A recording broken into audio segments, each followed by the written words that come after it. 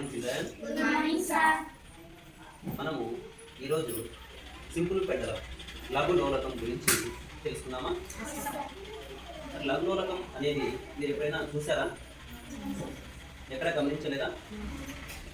మన ఇళ్ళలో గడియారాలు ఉంటాయి కదా, గడియారంలో ఎప్పుడైనా గడియారం జంపుగా ఉన్న గడియారంలో కింద ఒక పుల్లలాంటిది అటు ఇటు తిరుగుతూ ఉంటుంది. చూసారా? ఎంతమంది చూసారు? కానీ అందరూ చూసారు కదా. దాన్ని ఏమంటామంటే లోలకము అని అంటారు, పెండలం అని అంటారు. మరి ఎందుకు ఉపయోగపడుతుంది ఇది? మనం ఇప్పుడు సమయం కావాలి పాఠశాలకి. ఉదయం ఎన్ని గంటలకు బడి?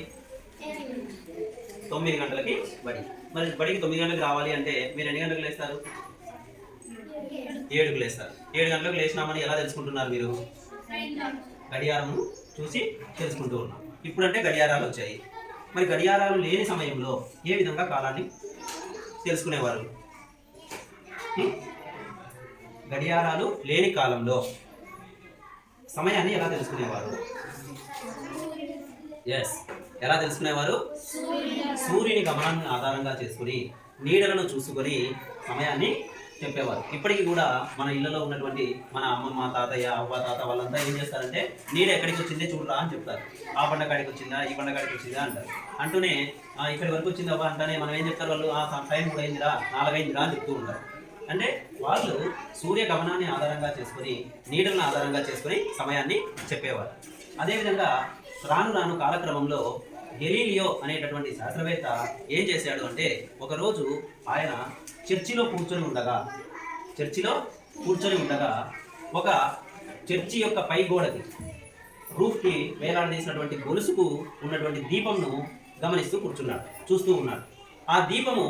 ఆ గొలుసు దీపము ఇలా ఇలా ఇలా ఇలా ఊగుతూ ఉండింది. ఆ దీపం ఊగుతూ ఉన్నటువంటి ఆ కదలికను ఆధారంగా చూసుకొని ఆయన తన నాడిని గమనిస్తూ ఉన్నాడు. ఆ దీపము ఒకసారి అటువైపు వెళ్ళి మళ్ళీ ఇటువైపు వచ్చే సమయానికి తన నాడి కొట్టుకోవడం గమనించాడు అన్నమాట. ఓకే, అంటే ఆ దీపము ఒక స్థానం నుంచి అటువైపు పోయి మళ్ళీ తిరిగి ఈ స్థానానికి వచ్చే సమయానికి తన నాడి ఒకసారి కొట్టుకుంటూ ఉంది. మళ్ళీ ఆ దీపము అటువైపు వెళ్ళి మళ్ళీ ఇటువైపు వచ్చే సమయానికి మళ్ళీ తన నాడి కొట్టుకుంటూ ఉంది. అంటే అతను ఏం గమనించాడు అంటే, ఒక నిర్దిష్ట సమయం ప్రకారం ఆ దీపం అనేది కదలడం గమనించాడు అన్నమాట.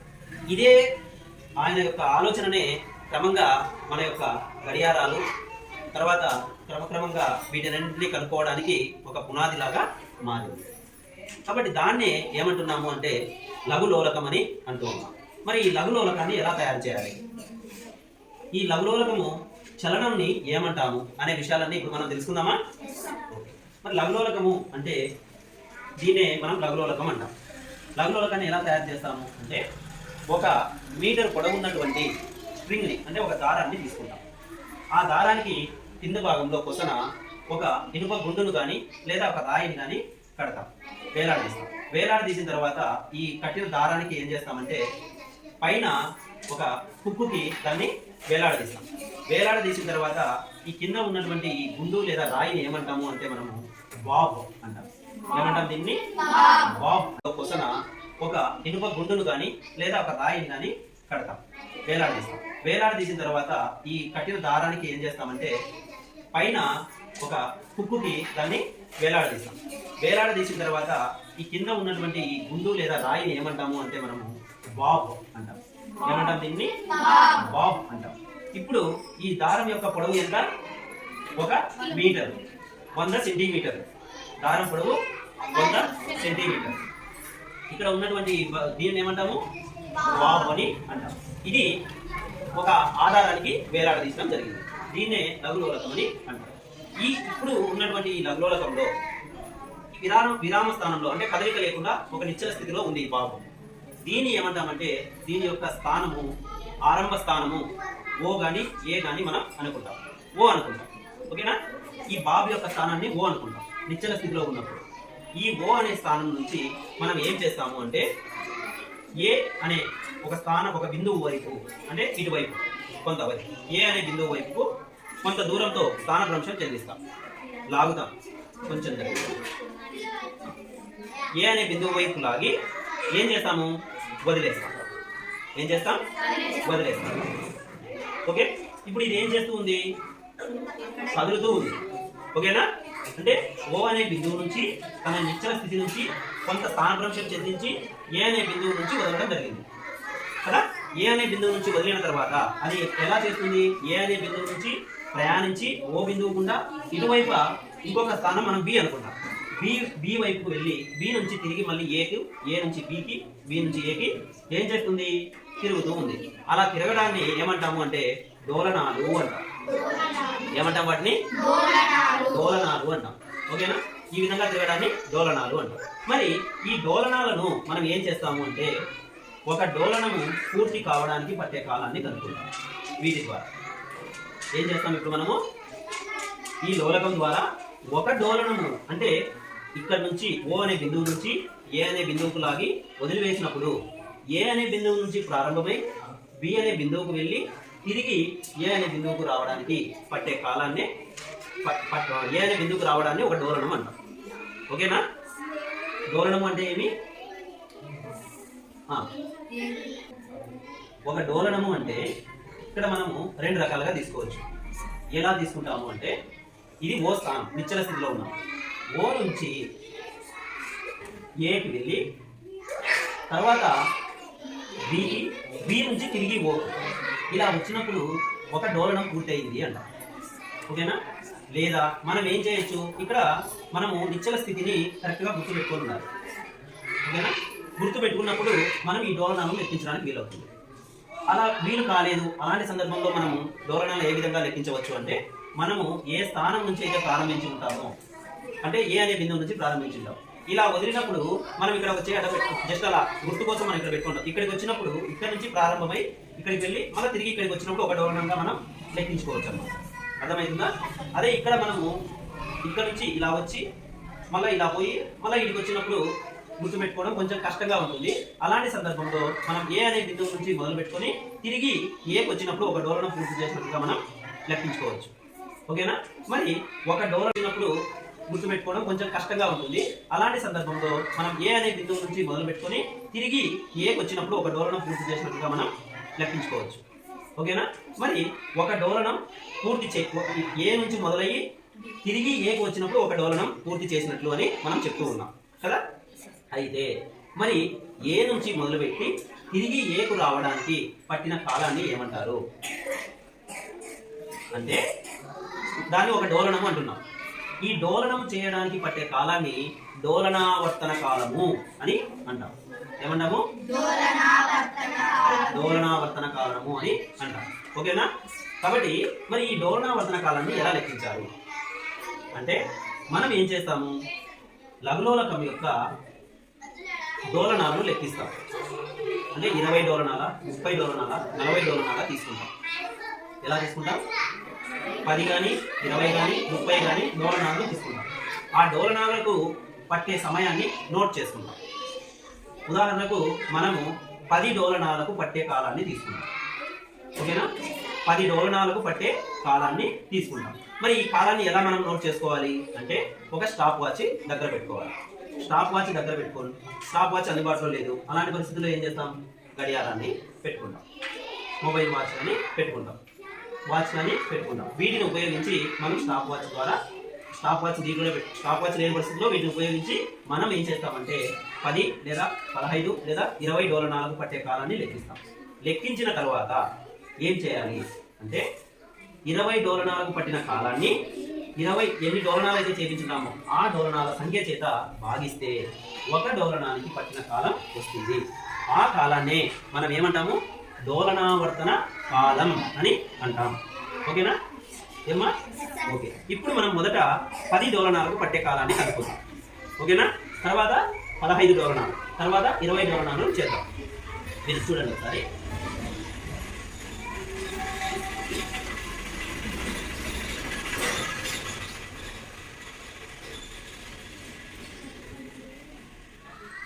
చూడండి ఇక్కడ లెంత్ ఆఫ్ ద స్ట్రింగ్. ఈ దారం యొక్క లోలకం యొక్క పొడవు ఎన్ని సెంటీమీటర్లు? 100 సెంటీమీటర్లు తీసుకున్నాం. మనం ఏం చేస్తున్నాం? మొదట 10 డోలనాలకు పట్టే కాలాన్ని లెక్కిస్తాం. ఓకేనా? స్టాప్ వాచ్ పెట్టుకుంటున్నాను. మనం ఎక్కడి నుంచి మొదలు పెట్టాలి డోలనాలని? విరామ స్థానం నుంచి కొంత స్థానభ్రంశం చెందించి ఏ అనే బిందువు వద్ద మనం లోలకాన్ని వదులుతాం. సరేనా? చూడండి ఒకసారి. ఏ అనే బిందువు వద్ద వదులుతున్నాను.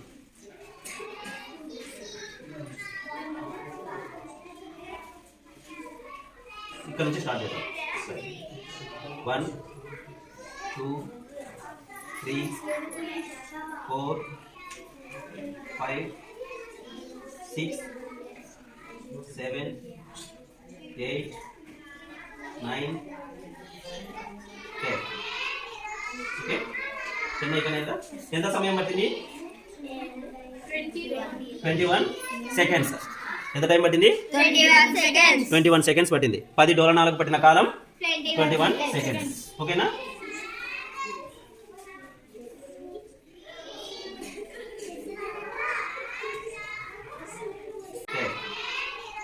ఓకే, చెన్నై కనేదా ఎంత సమయం పట్టింది?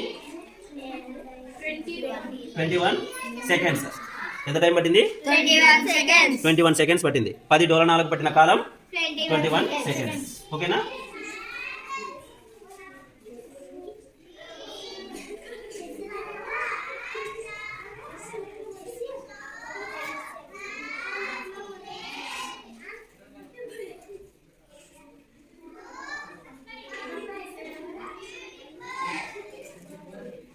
పది డోలనాలకు చేశాం కదా, 20 డోలనాలకు పట్టే కాలం చూద్దాం. ఓకేనా? చూడండి.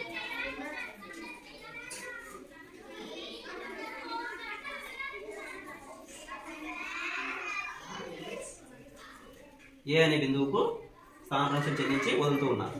ఏ అనే బిందువు నుంచి తిరిగి ఎక్కడికి వస్తే ఒక డోలనం పూర్తయినట్లు? ఏకి వస్తే ఒక డోలనం పూర్తయినట్లు. ఓకేనా?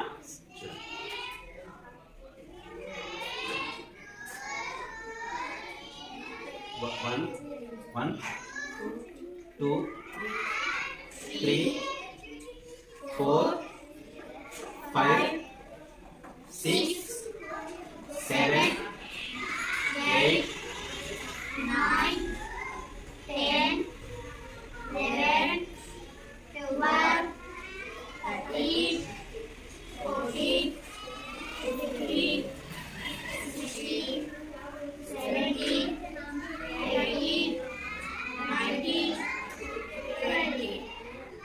ఓకే, చూడండి. 20 డోలనాలకు పట్టిన కాలం ఎంత? 41.34 సెకండ్స్. అంటే అప్రాక్సిమేట్లీ 42 సెకండ్స్. ఓకేనా? ఎన్ని సెకండ్స్ అమ్మా? 42 సెకండ్స్. 42 సెకండ్స్. దగ్గర 30 సెకండ్లు దాటింది కాబట్టి 30 నానో సెకండ్స్ దాటింది కాబట్టి నెక్స్ట్ సెకండ్ లో వేసేస్తున్నాం. 42 సెకండ్స్. ఓకే, ఇప్పుడు చూడండి. 10 డోలనాలకు పట్టే కాలము తీసుకున్నాం, 20 డోలనాలకు పట్టే కాలము తీసుకున్నాం. మరి ఒక డోలనము, ఒక 1 ఆసిలేషన్ కంప్లీట్ చేయడానికి పట్టే కాలం ఎంత? టైం పీరియడ్ ఎంత? డోలనావర్తన కాలం ఎంత? అంటే ఒక డోలనం పూర్తి చేయడానికి పట్టేటటువంటి కాలం ఎంత అనేది ఎలా చేస్తాము అంటే 10 డోలనాలకు పట్టిన కాలము బై డోలనాల సంఖ్య. ఓకేనా? Time taken for 10 oscillations divided by number of oscillations. ఏమా? కాబట్టి 21 డోలనాలు బై డోలనాలకు పట్టిన కాలము బై డోలనాల సంఖ్య ఎంత వస్తుంది? 2.1 సెకండ్ వస్తుంది. ఎంత వస్తుంది? 2.1 సెకండ్. అంటే ఒక డోలనం పూర్తి చేయడానికి పట్టే కాలం ఎంత? 2.1 సెకండ్. 10 డోలనాలు చేసినప్పుడు. మరి 20 డోలనాలు చేసినప్పుడు ఎంత? చూడండి ఒకసారి. 20 డోలనాలకు పట్టిన కాలం 42 సెకండ్స్. డోలనాల సంఖ్య 20. మరి 42 బై 20 చేస్తే ఏమవుతుంది?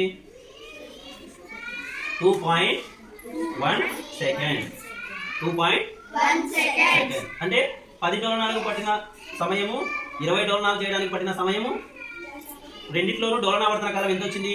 2.1 సెకండ్. ఓకేనా? అంటే ఇక్కడ డోలనావర్తన కాలం ఏ విధంగా ఉంది? డోలనాల సంఖ్య పెరిగినప్పటికీ ఇప్పుడు చూడండి, 10 డోలనాలకు పట్టే కాలము తీసుకున్నాం, 20 డోలనాలకు పట్టే కాలము తీసుకున్నాం. మరి ఒక డోలనము, ఒక 1 ఆసిలేషన్ కంప్లీట్ చేయడానికి పట్టే కాలం ఎంత? టైం పీరియడ్ ఎంత? డోలనావర్తన కాలం ఎంత అంటే ఒక డోలనం పూర్తి చేయడానికి పట్టేటటువంటి కాలం ఎంత అనేది ఎలా చేస్తాము అంటే 10 డోలనాలకు పట్టిన కాలము బై డోలనాల సంఖ్య. ఓకేనా? Time taken for 10 oscillations divided by number of oscillations. ఏమా? కాబట్టి 21 డోలనాలు బై డోలనాలకు పట్టిన కాలము బై డోలనాల సంఖ్య ఎంత వస్తుంది? 2.1 సెకండ్ వస్తుంది. ఎంత వస్తుంది? 2.1 సెకండ్. అంటే ఒక డోలనం పూర్తి చేయడానికి పట్టే కాలం ఎంత? 2.1 సెకండ్. 10 డోలనాలు చేసినప్పుడు. మరి 20 డోలనాలు చేసినప్పుడు ఎంత? చూడండి ఒకసారి. 20 డోలనాలకు పట్టిన కాలం 42 సెకండ్స్. డోలనాల సంఖ్య 20. మరి 42 బై 20 చేస్తే ఏమొస్తుంది? 2.1 సెకండ్. 2.1 సెకండ్. అంటే 10 డోలనాలకు పట్టిన సమయము 20 డోలనాలు చేయడానికి పట్టిన సమయము రెండిట్లోనూ డోలనావర్తన కాలం ఎంత వచ్చింది? 2.1 సెకండ్. 2.1 సెకండ్. ఓకేనా? అంటే ఇక్కడ డోలనావర్తన కాలం ఏ విధంగా ఉంది? డోలనాల సంఖ్య పెరిగినప్పటికీ డోలనావర్తన కాలం ఎలా ఉంది? ఎలా ఉంది? సమానంగా ఉంది. ఓకేనా? అంటే ఒక లోలకం తీసుకున్నట్లయితే లోలకం యొక్క పొడవు స్థిరంగా ఉన్నప్పుడు మనం ఎన్ని డోలనాలు తీసుకున్నా డోలనావర్తన కాలం మాత్రం ఎలా ఉంటుంది? స్థిరంగా ఉంటుంది. డోలనావర్తన కాలం స్థిరంగా ఉంటుంది. ఓకేనా? అంటే మనము 100 సెంటీమీటర్ల పొడవు కలిగినటువంటి లోలకాన్ని తీసుకున్నాం. కాబట్టి దీని యొక్క డోలనావర్తన కాలము 2.1 సెకండ్లు వచ్చింది. అదే దీని పొడవుని మనము 110 సెంటీమీటర్లు కానీ 120 సెంటీమీటర్లు కానీ లేదా 75 సెంటీమీటర్లు కానీ తీసుకుంటే దాని డోలనావర్తన కాలము వేరేగా ఉంటుంది. కానీ మనము 50 డోలనాలు తీసుకొని చేస్తాం. 50 డోలనాలు తీసుకొని చేసినా కూడా దాని డోలనావర్తన కాలం ఎంత వస్తుంది? 100 సెంటీమీటర్లకి 2.1 సెకండ్సే వస్తుంది. ఓకేనా? ఈ విధంగా చేసినప్పుడు అంటే లోలకం పొడవు స్థిరంగా ఉన్నప్పుడు డోలనావర్తన కాలం కూడా స్థిరంగా ఉంటుంది. మనం ఎన్ని డోలనాలు చేసినా కూడా డోలనావర్తన కాలం స్థిరము. ఈ సూత్రం ఆధారంగానే గడియారంలో లోలక గడియారాలు చేయడం జరిగింది. లోలక గడియారంలో లోలకము ఇలా ఉండి ఇలా ఇలా ఇలా ఇలా ఊగుతూ ఉంటుంది కదా, పైనుంచి ఇలా ఇలా ఇలా అంతే కదా, ఇలా ఊగుతూ ఉంటుంది ప్రతి క్షణం. అంటే ఒక్కసారి లోలకం అనేది యువతల నుంచి యువతలకి ఇలా పోయి వచ్చేసరికి ముళ్ళు 1 సెకండ్ కదులుతుంది. అర్థమైందా? కాబట్టి ఈ లోలకం ఆధారంగా చేసుకునే గడియారాలు అనేవి లోలక గడియారాలు తయారు చేయడం జరిగింది. ఇది లఘు లోలకం యొక్క పూర్తి వివరణ. అర్థమైంది అందరికీ? డోలనావర్తన కాలం అంటే ఏమి? డోలనావర్తన కాలం అంటే లోలకము ఒక డోలనము పూర్తి చేయడానికి పట్టేటటువంటి కాలము. ఓకేనా? ఒక లోలకం పూర్తి చేయడానికి పట్టే కాలాన్ని డోలనావర్తన కాలం అని అంటాం. లోలకం యొక్క పొడవు స్థిరంగా ఉన్నప్పుడు లోలకం యొక్క డోలనావర్తన కాలం కూడా స్థిరంగా ఉంటుంది. ఎన్ని డోలనాలు చేసినా కూడా దాని డోలనావర్తన కాలం స్థిరము. సరేనా?